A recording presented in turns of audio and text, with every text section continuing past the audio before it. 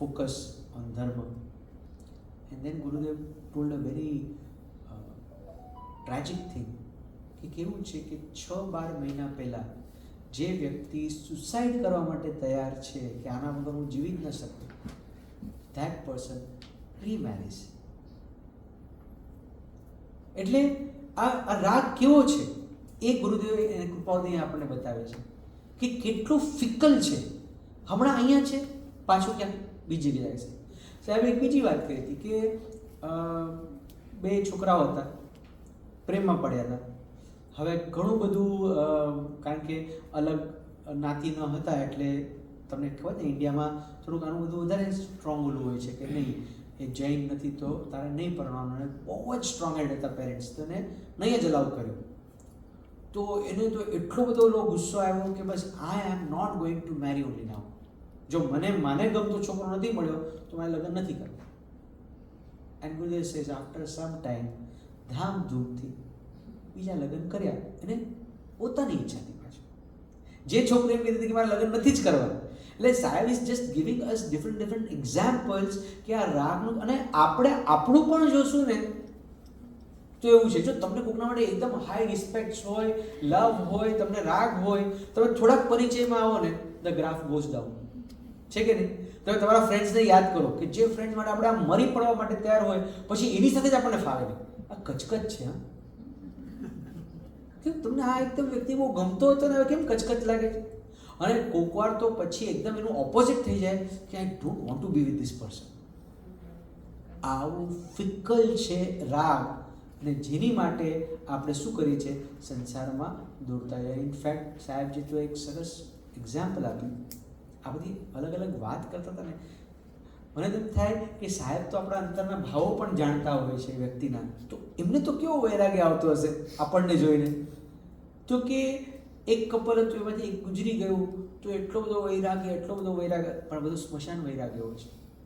અને સાહેબ કહે કે એ જ વ્યક્તિ થોડાક વખત પછી પાણીપુરી ખાવા જવું છે, અને પાણીપુરી ખાવા જાય તો એટલે ભૈયાજીને કે બરોબર નહીં, થોડા તીખા બનાવો, મજા નહીં આ રહે. એટલે કેવો આ સંસાર અને કેવો આ રાગ છે. આ બધું આપણે શેના માટે કહીએ? નિંદા માટે નહીં. We have to focus here. આપણે આપણા પરિણામને ચેક કરવાનું છે અને આપણે આપણી જાતને સુધારવાનું છે કે આ તું શું કરી રહ્યો છે, બરાબર છે કે નહીં? સો એટલે પણ આ બધો રાગ કેવો હતો? એ નેક્સ્ટ પોઈન્ટ શું આવે છે? કલ્પિત હતો. હા, તથાપિ તેના વિના જીવાયું એ કંઈ થોડું આશ્ચર્યકારક છે. આ બધા એક્ઝામ્પલ શું બતાવે છે કે કોઈ પણ વ્યક્તિ મરી જાય પણ world doesn't end, everything continues. Yes or no? તો આપણે કયા ભ્રમમાં છે કે આપણા પછી આપણે એમ કહે ને હું નહીં હોઉં તો આ ઘરનું શું થશે? કોઈ શાંતિથી પૂછી દે કે બહુ સરસ ચાલશે, ઉલટાનું શાંતિથી ચાલશે એમ લાગશે લોકોને.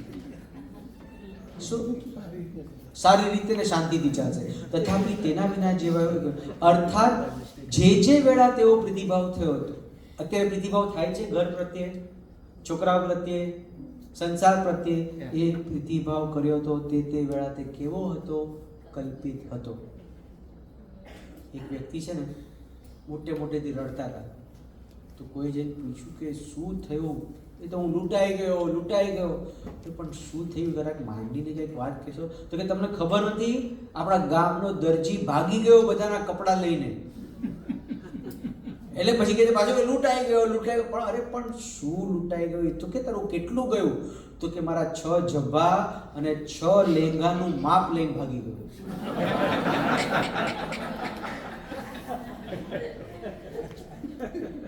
આવું આપણને આપણા માટે હસવું આવવું જોઈએ. આટલો રાગ કરીએ છીએ ને આપણે છોકરાઓ પ્રત્યે અને ઘર પ્રત્યે, કલ્પિત. તમને ખ્યાલ હશે મેં મારા પપ્પાની વાત કરી હતી. સાહેબજીએ એમ કીધું કે તારી સામે આવશે તો તને ઓળખશે પણ નહીં. અને અત્યારે આપણે જ આપણા છોકરાઓ માટે, આના માટે કેટલા કશાય કર્યા હોય, ઝઘડ્યા હોય. મારા છોકરા માટે, એના ન્યાય માટે આઈ વિલ ફાઇટ. શું કહ્યું? જેના માટે આટલા કશાય કર્યા એ વ્યક્તિ સામે પાછો આવશે, you won't recognise that person. આમ પકડાય થોડું what foolishness we are doing. અને શું ચૂક્યા આપણે આરતીબેન? આપણું આત્મકલ્યાણ કરવાનું ચૂકી ગયા. ધ્યાન કરો, ટાઈમ ક્યાં છે?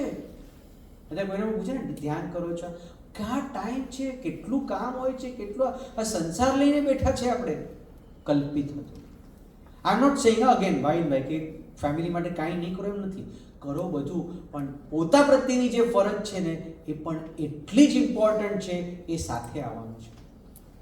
તો આ બધું કરવાની પાછળ હું મારું આત્મકલ્યાણ કરવાનું ચૂકી જાઉં એવું થવું જોઈએ નહીં. That is the message here. આ બધો પ્રીતિભાવ જે મેં કર્યો હતો, એટલે ગઈકાલે મેં વાત કરી ને કે કોક ભાવની અંદર રેબિટ બન્યા હશો, એક હારે 15-20 બચ્ચાઓને જન્મ આપ્યો હશે અને બધા માટે કેટલું બધું મમત્વ કર્યું હશે. આજે જીવ ક્યાં છે? 14 રાષ્ટ્રલોકની અંદર ક્યાં રખડતા હશે ને નથી એમને ખબર, નથી તમને ખબર. અને કોક વાર જેમ અત્યારે કીધું એમાંથી એક બચ્ચું તમારી સામે પણ આવે તો તમે ઓળખશો પણ નહીં. પેલો ચાઇનીઝ આમ જાય છે, એકવાર કોક ભાવનું બચ્ચું હશે તમારું. પોસિબલ છે કે નહીં? પાછળ તમને જોઈને કંઈક થાય છે? કાંઈ નથી થતું. તો અત્યારે જેના માટે થાય છે એમાં અટકો ને ભાઈ. એના માટે એટલીસ્ટ કશાય તો નહીં કરો. આ સમાધિ એ કૃપાદેવ વર્ડ છે, સમાધિ તો નહીં ભૂલો તમે. That is important.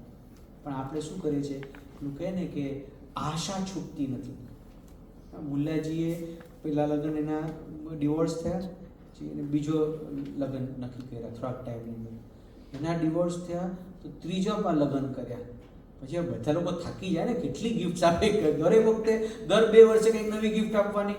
તો થર્ડ ટાઈમ એને લગ્ન કર્યા ને તો એના એક ફ્રેન્ડને વિચારો કે હવે એને એવી ગિફ્ટ આપવી છે કે એમાંથી એને બોધ મળે. હશે કોઈક સત્સંગી હશે, મને લાગે છે કંઈક બોધ મળે. તો એક મોટી ફ્રેમ બનાવી, એના પર શું લખ્યું ખબર છે? અનુભવ ઉપર આશાનો વિજય. આટલા અનુભવ થાય છે કે સુખ નથી મળતું, છતાંય અનુભવ જતો, એના ઉપર આશાનો વિજય થાય છે. વી એક્સપેક્ટ. જો આપણે પણ જે રાગનું પાત્ર બદલાય ને, આ તો ખરાબ હતું પણ મારા દીકરાએ તો કંઈ કર્યું, મારા છોકરાઓ છે ને એને હું બરોબર સંસ્કાર આપીશ, એ લોકો મને બહુ પ્રેમ કરશે. જુઓ તમે કેટલો એ છે. એટલે આ કેટલું સરસ. અને એટલે એ કીધું ને કે એવો પ્રીતિભાવ કાં થયો, એ ફરી વૈરાગ્ય. જ્ઞાની તો કે છે આ કલ્પિત જે કીધું ને, ધ મોમેન્ટ યુ ડુ રાગ, જ્ઞાની સેઝ યુ આર પ્રેગ્નન્ટ. રાગ કર્યો ને કોઈના પ્રત્યે પણ, એટલે એ આગળ જઈને ડિલિવરી થવાની છે. શેની? દુઃખની. તમે ચેક કરો તમારા કપડા પ્રત્યે, તમારા ગાડી પ્રત્યે, તમારા ઘર પ્રત્યે, હવે એને જરાક પણ કંઈક નુકસાન થશે ને, you are in to the pain. Are we connecting this things? It's very very important. અને એટલા માટે કીધું કે તમને પ્રસંગમાં એવું લાગે છે કે આ પ્રસંગ એવું લાગે છે કે આ તો બહુ સુખી છે, પ્રસંગ નહીં, પરિણામને જુઓ. એમ પ્રસંગ જોવા જાઓ ને તો દેવલોકના જે દેવો છે ને, એ તો આપણા કરતાં કેટલા બધા સુખી છે આઉટરલી. 5 ઇન્દ્રિયના વિષયો તો કેટલા બધા છે એ લોકો પાસે, દુઃખી છે. You know how? Out of comparison. દેવો પણ એકબીજા સાથે કમ્પેરિઝન કરે, અરે એની પાસે આ સારું છે, એની પાસે આ મારા કરતાં વધારે છે. અને આઉટ ઓફ કમ્પેરિઝન તમે જેના પરિણામ જો જુઓ તો પરિણામમાં રાગ હોવાથી, કમ્પેરિઝન હોવાના કારણે તેઓ દુઃખી છે. એટલે અહીંયા કલ્પિત કીધું. એટલે કુકર આપણી બધી જ વિશેષ, બધી જ ઈચ્છાઓ પૂરી થાય ને તો પણ થશે. ચાલો આંખ બંધ કરો. હવે નક્કી કર્યું છે ને તો રિલેટ કરો લાઈફની અંદર, બરાબર છે? આંખ બંધ કરી. ક્યાં ક્યાં મેં રાગ ભાવ કર્યો છે, ક્યાં ક્યાં અત્યારે પણ મને રાગ છે. ઘરના કોઈ વ્યક્તિ હોય એને યાદ કરીએ, છોકરાઓ હોય, છોકરાઓના ભણતર માટે ચિંતાઓ, છોકરાઓના ફ્યુચરની ચિંતા, છોકરાઓ યુનિવર્સિટીમાં હોય તો એના ખાવા પીવાની ચિંતા. આખો દિવસ મને મારા આત્માની ચિંતા થતી નથી, પણ એને ખાધું હશે કે નહીં, એ સેફ હશે કે નહીં, એને કોઈ તકલીફ તો નહીં હોય ને. આવો પ્રીતિભાવ કાં કર્યો?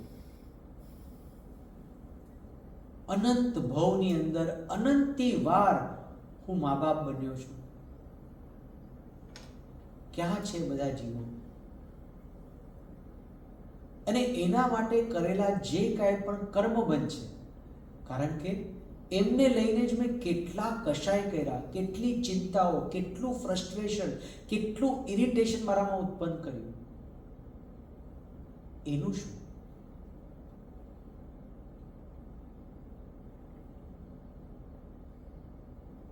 આ તો કેવો ધંધો, કરવાનું બીજા માટે અને નુકસાની જ નુકસાની ભોગવવાની. વાહ, શું પ્રભુના વચનો છે! અનંત વાર સ્ત્રી આદિક છોડતા તેનો વિયોગ થયા, અનંત કાળ પણ થઈ ગયો, તથાપિ તેના વિના જીવાયું. I could live without that person. આહા, છે ને આશ્ચર્યકારક વાત? ના, હવે એમ થાય છે આશ્ચર્ય નથી, આવું જ થઈ રહ્યું છે. કેમ? કારણ કે જે પ્રીતિભાવ હતો તે કેવો હતો? કલ્પિત હતો. All illusion. એ વ્યક્તિ ચાલી જાય છે, બધું ભૂલાઈ જાય છે, પાછો એ જ સંસાર ભોગવવામાં લાગી જાઉં છું. જે વ્યક્તિ માટે હું આટલો રડ્યો હતો, એ વ્યક્તિ ભૂલાઈ જાય છે અને સંસારના 5 ઇન્દ્રિય અને વિષયોમાં હું પાછો જોડાઈ જાઉં છું. That rag gets transferred in some other person. What foolishness! કેવી મૂર્ખામી! આ મૂર્ખામી મને ફરી ફરી વૈરાગ્ય આપે છે.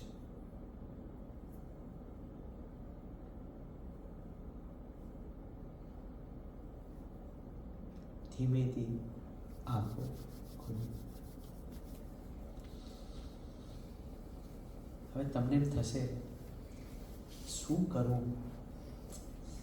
This attachment to children, to family, to house is so much. Many times I think I don't do anything about it. એટલે એનો કંઈ વિચાર ન પણ યાદ આવી જાય. અને મેં તો ઘણી વખત એવું જોયું છે કે છોકરાઓ મા બાપને છોડી દીધા, એટલે they don't bother only about them, they are into their own life. તો એવા એક ફેમિલી હતું, સેન્ટાક્રુઝમાં રહેતું હતું, અને એનો છોકરો, એની વાઈફ ક્યારે આવે નહીં મળવા માટે, કાંઈ પૂછે નહીં. આ રાગ કેવી વસ્તુ છે! સો આઈ સજેસ્ટેડ કે તમે સબર્બ્સમાં હજી ત્યાં દૂર જાઓ, આ તમે રેન્ટ પર આપી દો તો તમને થોડુંક વધારે ઇન્કમ થાય, and that you can use for yourself and have a better life. You know what she said? કે પછી છે ને દૂર રહ્યા છો ને તો પછી આનાથી મારે દૂર ન જવું. બીજું પણ એ આમે તમને મળવા નથી આવતો, ના પણ કોક વાર આવે તો સી વોટ ઇઝ રાગ? કેવી આશા. કોક વાર આવે તો મને મળવા. મેં તો કોઈ છેલ્લા 6 મહિનામાં જોવા નથી આવ્યો તમને, તમે બે એકલા રહો છો સાવ. તો એના કરતાં થોડુંક તમારે પૈસા હશે તો તમે કુકને રાખો, તમે કંઈક કરો તો તમે થોડુંક આમ.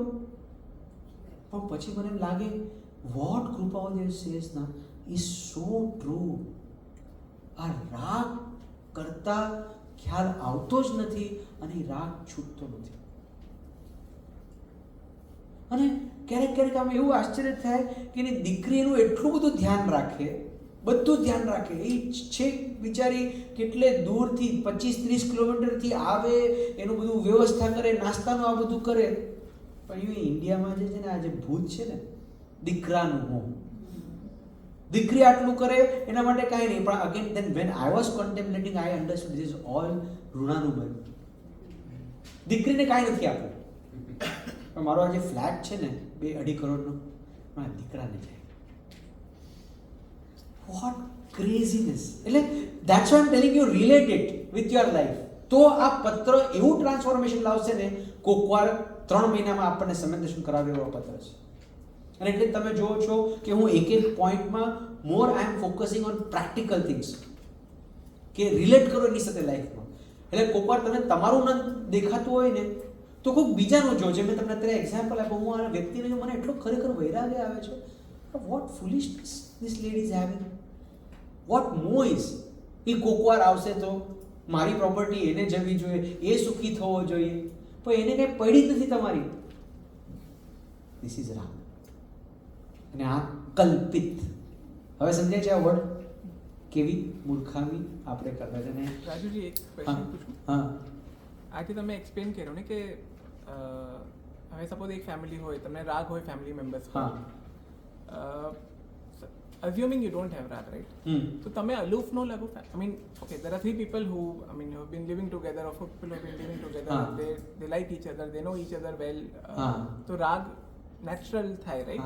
But if you stop, I mean, રાગ અગર તમે અંદરથી નો થાય, then how do you ઈ અલૂફનેસ દેખાય? છોકરા લાગે પપ્પા એકદમ અલૂફ રહે છે, પોતાની દુનિયામાં રહે છે, because we don't understand the difference between rag and prem. Okay. Prem we have to do, and prem ત્યારે થશે when you are doing it out of your duty as a role.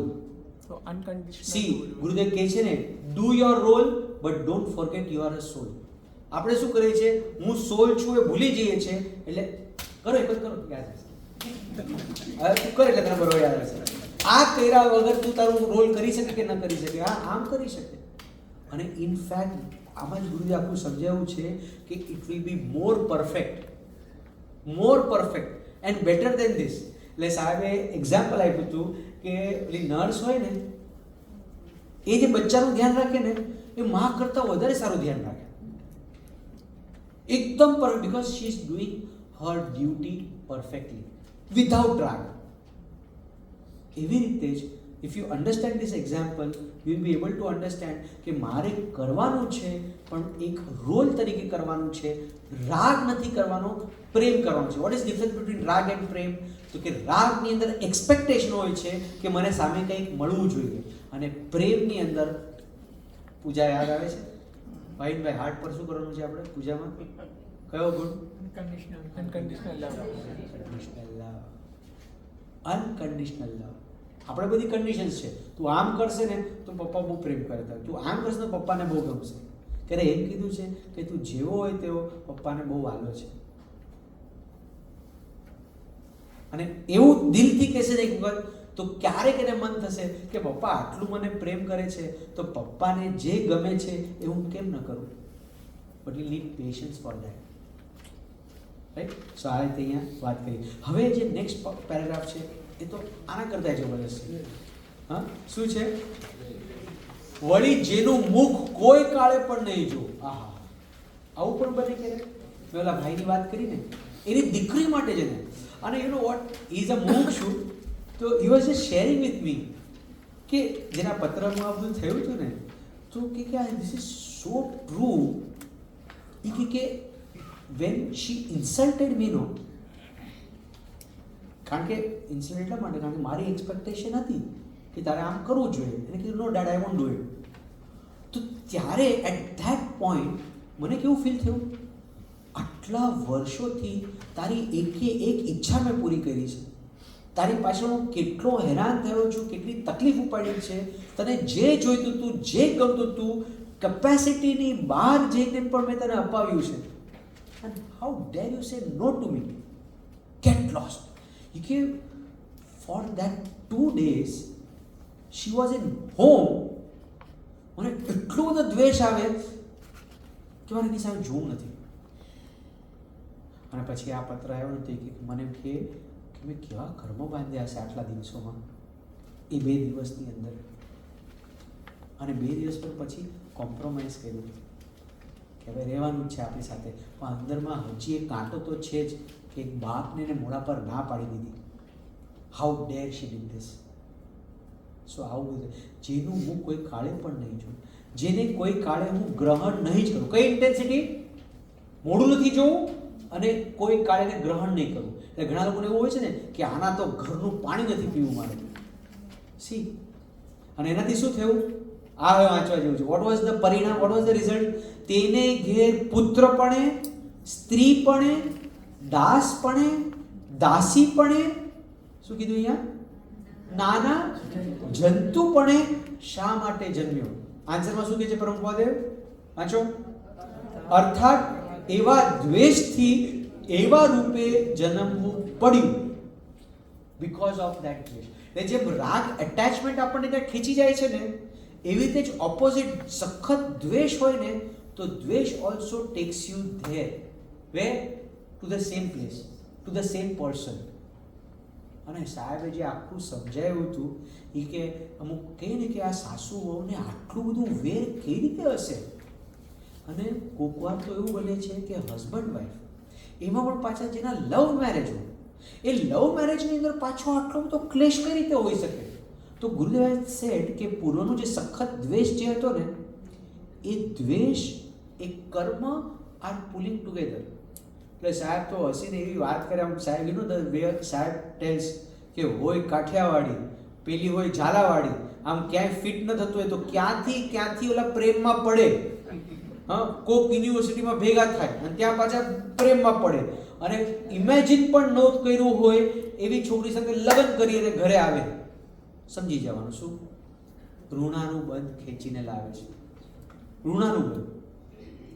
અને આ વાત તો દૂર, મને તો એક કેસ એવો ખબર છે કે છોકરો પ્રેમમાં નહોતો પડ્યો, પણ સાસુને એટલે ખબર છે એમ કોઈ દીકરીને જોઈએ, કોઈ છોકરીને જોઈએ અને ગમી જાય, આ એકદમ આપણા ફેમિલી માટે પરફેક્ટ છે, એટલે એના દીકરાને ઇન્ટરેસ્ટ નહોતો તો એને કન્વિન્સ કર્યું ને આ તારા માટે એકદમ પરફેક્ટ છે, એકદમ સારી છે, આ સ્થાનકવાસી જ છે, આપણા જેવું છે ને, આમ એમ ગમે એમ કરીને એને કન્વિન્સ કર્યો. અને બોલાય પણ પછી થયું કે મારે આમે અરેન્જ મેરેજ તો કરવાના જ છે, મારે તો કોઈની સાથે પ્રેમ નથી, તો ઓકે મમ્મીને જે ગમે છે ને એ લઈ આવો. એ કીધું ને, અર્થાત એવા દ્વેષથી એવા રૂપે એમની સાથે, અને બરોબર 6-12 મહિના નથી થયા ને જે દાંડિયારા સ્ટાર્ટ થયા છે. કોણ લઈ આવ્યું? સી ઘણી વખત તમે શું કહો કે આ છોકરો છે ને એ એના પસંદની લઈ આવ્યો ને એટલે અમારું જામતું નથી. હવે આ કેસની અંદર તો સાસુ પોતે સિલેક્ટ કરી, પોતે ફાઇટ કરી અને એ દીકરીને ઘરે લઈ આવ્યા. પણ આ પૂરનું ઋણાનું બંધ હતા ને, એટલે જ ત્યારે એને એના પ્રત્યે એટ્રેક્શન થયું અને ખેંચીને લઈ આવ્યો. કેમ? અકાઉન્ટ્સ બાકી હતા. આ સમજાય છે હવે અકાઉન્ટ્સનું સાયન્સ. અને એટલે જ રાગમાં અટકવું નહીં. એક વખત ભૂલ કરી એ કરી, અને આપણે તો એકની 2-3 વખત કરી છે. પહેલાં હસબન્ડ સાથે કરી, પછી છોકરા સાથે કરી, હવે આગળ જઈને પાછું છોકરાઓ પ્રત્યે રાગ, I am saying in terms of attachment, જે એકદમ હરખ થાય ને જોઈને, ઠીક છે આવે તો આપણે રમાડી લઈએ, થોડીક મસ્તી કરી લઈએ, થોડું ટાઈમ પાસ કરી લઈએ, ઇટ્સ ફાઇન. કારણ કે ગુરુદેવ એટલું સરસ સમજાવ્યું હતું કે એની પણ કંઈક રિક્વાયરમેન્ટ છે. પણ હવે એને રમવું ન હોય તમારી સાથે, દાદી આઈ વોન્ટ ટુ ગો, અને દાદી બોચી પડે જાય ક્યાં, 2 કલાક સત્સંગ કરીને આવજો, મને પણ એન્ટરટેનમેન્ટ જોઈએ. જે રાજુજીએ પકાવ્યા છે આજે, રાગ નહીં કરો, અમને કેટલી મજા આવે છે અમને ખબર છે, બરોબર કે નહીં? હા, ખબર પડશે. પછી આ જ્યારે રાગ દ્વેષમાં, એટલે અહીંયા સાહેબે એટલું સરસ કીધું કે રાગની પાછળ જ દ્વેષ ઊભો છે. અને he given analogy of a stage. તો સ્ટેજ હોય ને એમાં બધા કેરેક્ટર્સ હોય, તો એ કેરેક્ટરની પાછળ બેક સ્ટેજની અંદર પડદાની પાછળ બીજો એક કેરેક્ટર ઊભો છે, અને આ જશે એટલે ઓલો એન્ટર થશે. એમ આના પ્રત્યે રાગ છે એ જશે અને પેલો એન્ટર થશે. But our life is encroach. જો તમે ટીવી સિરિયલ જોઈ છે ક્યારે? ક્યોંકિ સાસ ભી કભી બહુ થી, એને એક મહેલ હો સપનો કા, એવું કંઈક હતું ને, સપનો કા મહેલ કેવું કંઈક હતું ને. હા, તો આવા બધા તમે સિરિયલ જો 15 મહિના ચાલે, અને એ લોકો જાણે છે. મને એ ખબર નથી. આપણે તો કેવી રીતે ચાલે, પણ એ લોકો પણ કેટલા હોશિયાર છે કે નહીં. બોલો, એક વખત આમ જરા આમ કંટાળો આવે ને પછી અચાનક કોકની એન્ટ્રી થાય છે કે નહીં? ન્યૂ કેરેક્ટર ને કોકને મારી નાખે, કોકને ઘુસાડી દે. અને સાહેબે તો કીધું હતું કે મિહિર કરીને કોક ગુજરી ગયો ને, હા, એક મહેલો સપનું કાંઈ નહીં, ઓલો ગુજરી ગયો, પછી લોકોનો એટલો બધો વિરોધ આવ્યો, તો મારા બેટા એ લોકો આખી સ્ક્રિપ્ટ એવી બદલાવી નાખી કે it was a fake news ને એવું કંઈક ઉલટું સુલટું કંઈક પાછા બી એમને ઘૂસે. આપણા શરીરમાં શું થાય છે? આવું જ નથી થતું. હસબન્ડ વાઈફ, છોકરાઓ, પછી છોકરાઓના લગ્ન થાય, એક નવું કેરેક્ટર એટલે નવું પાત્ર એન્ટર થાય, પછી એની સાથે થોડાક દાંડિયા રાસ રમો, કંટાળો, અને એમ થાય કે આ કરવા જેવું નથી, ત્યાં બીજું એન્ટ્રું થાય. હા, બબલું, ચીકુ, હા, એ નાનું બુક એન્ટર થાય એટલે એના પ્રત્યે રાગ start. And this goes on and on, it doesn't stop. હવે આપણે પરિભ્રમણના પ્રત્યાખ્યાન કરવાના છે. ચિંતાઓના ગઈકાલે કરી, આજે વેદના જાગવી જોઈએ. What foolishness I am doing this again and again, I am getting engrossed in સંસાર.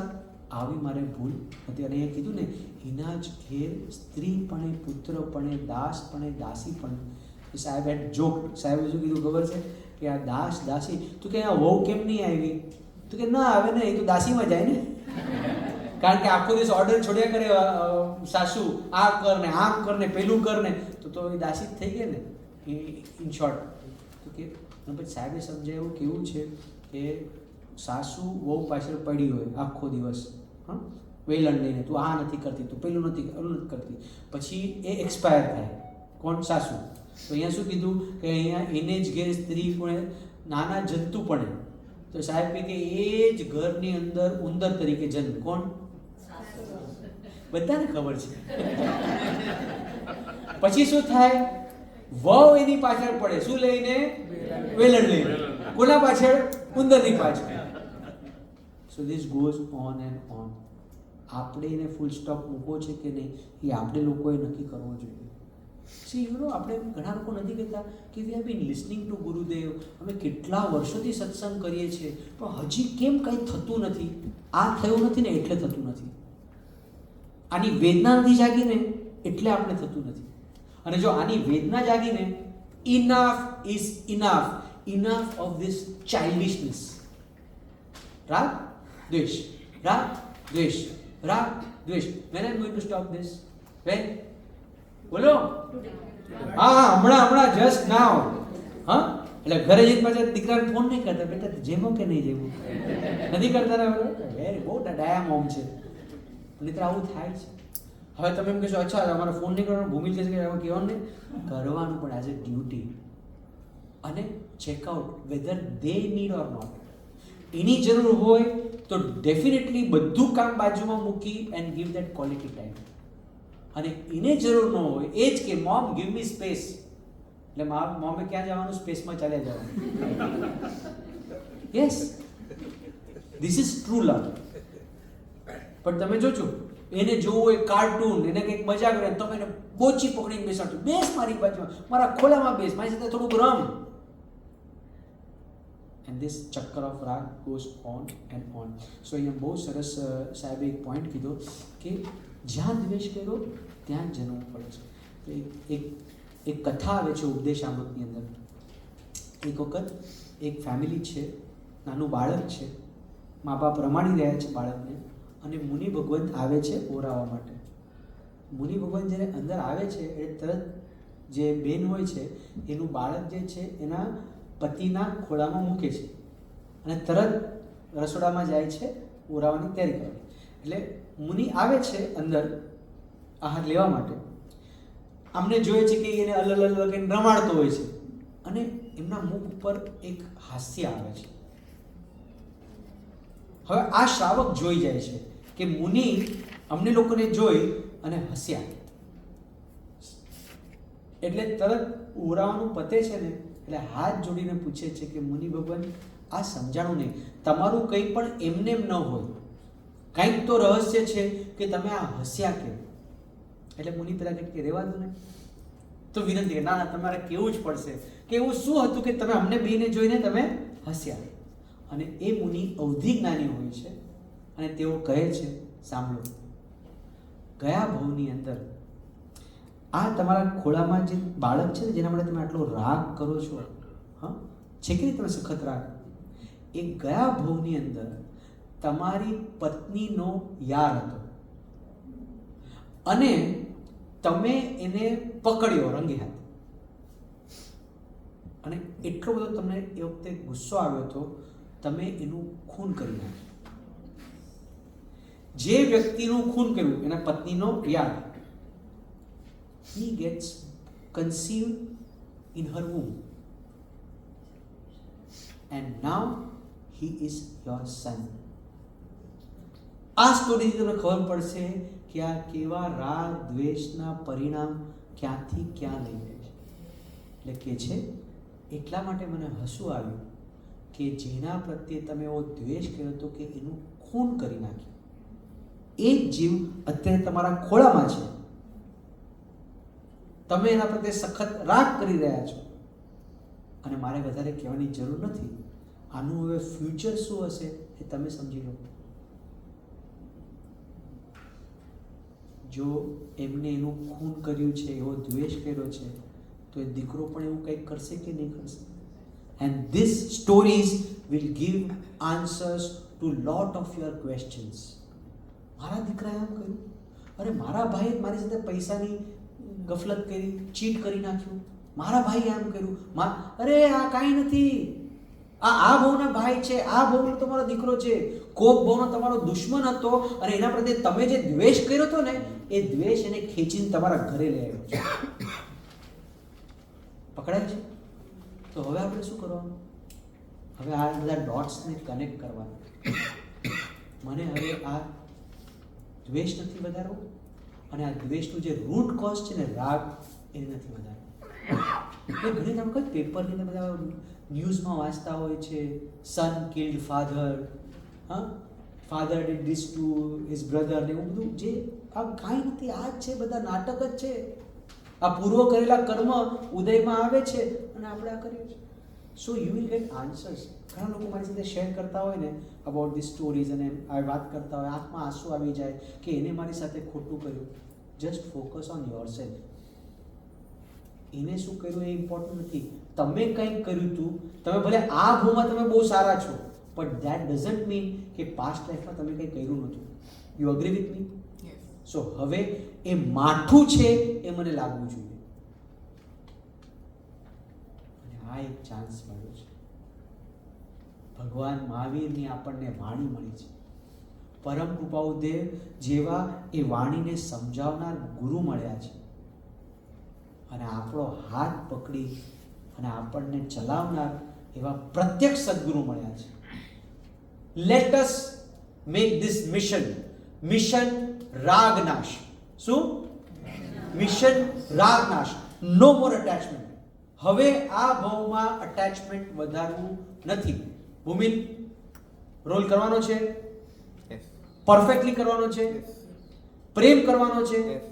હા, હું પ્રેમ કરીશ, એની અંદર શુદ્ધાત્મા જોઈ અને પ્રેમ કરીશ, પણ હું ક્યારે કોઈના માટે રાગ કરીશ નહીં. સો આજનું હોમવર્ક, આ પત્ર આપણે ગુરુદેવને કહી શકીએ કે ગુરુદેવ વી આર ફીલિંગ ધીસ પત્ર નાઉ, એવું કંઈક આપણે સાહેબને કહેવું છે.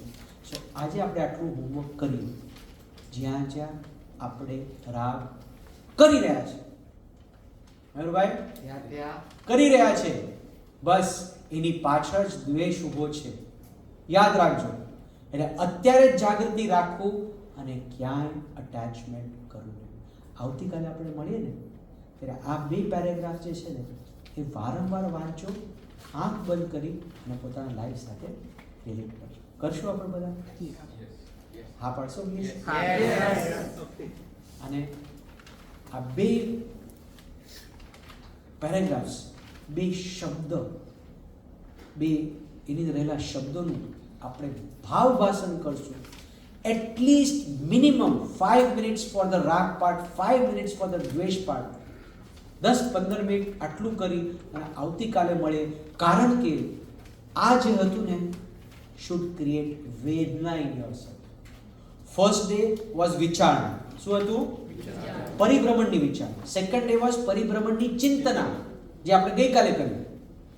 અંતર્જ્ઞાનથી સ્મરણ કર્યું ને, આપણે પ્રતિક્રમણ કર્યું ને. ટુડે ઇઝ પરિભ્રમણની વેદના. આ વેદના ફીલ થવી જોઈએ શેની? શેની? રાગની અને દ્વેષની. રાઈટ? આવતીકાલે આપણે મળીએ. 11:30 થઈ ગયા છે. As per our time we are finishing here and we'll meet tomorrow.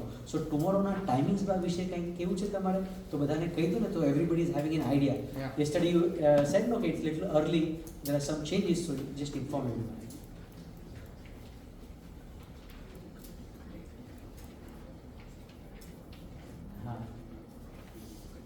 અચ્છા, તો આપણે એમ રાખીએ છીએ 9:15 થી આપણે અહીંયા ભક્તિ રાખશું, મેડિટેશન કરશું, કંઈક એવું હોય તો.